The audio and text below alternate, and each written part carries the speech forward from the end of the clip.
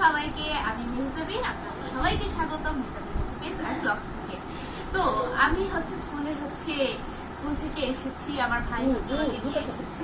তারপর আমি জানতে পেরেছি যে আমার সুন্দর একটি ফ্রাই প্যান দারাজের লকারে বন্ধ হয়ে আছে। তো সেটাকে ছুড়ানোর জন্য আমার ভাই সেখান থেকে ছুড়িয়ে নিয়ে এসেছে আমার জন্য। এখন আমি আমার স্কুলে ছুটি হয়ে গিয়েছিল, ভাইয়া আমাকে স্কুল থেকে পিক আপ করতে এসেছিল।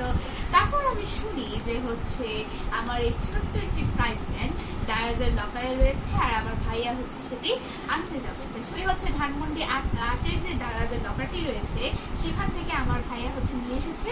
এখন আমি সেটা আনবক্স করব। তবে আমার ভাইয়ের ধৈর্য সহ্য কিছুই নাই, তাই এখানে একটু ছিঁড়ে ফেলছে। আমি এখান থেকে বের করবো।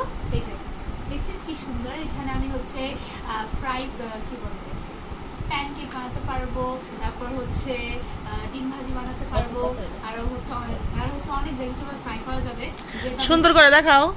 আর মাথার মধ্যে মারাও যাবে। দেখি ফ্রাই প্যানটা দেখি, সুন্দর করে দেখি। এটা প্রাইস কত?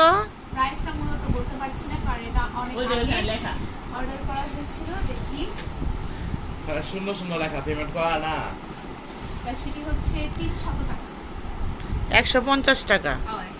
দারাজে 11 যে হট সেলটি রয়েছে আমি সেখান থেকে এটা কিনেছি। এটি মূলত 300 টাকা ছিল। তারপর আমি 150 টাকা দিয়ে এটা কিনেছি, যেহেতু 50% ডিসকাউন্ট। আমার আরো অনেক কিছুই রয়েছে যেগুলো আমি অর্ডার দিয়েছি, সেটা আমি একসাথে পাহাড় বানায়া আনবক্সিং করব।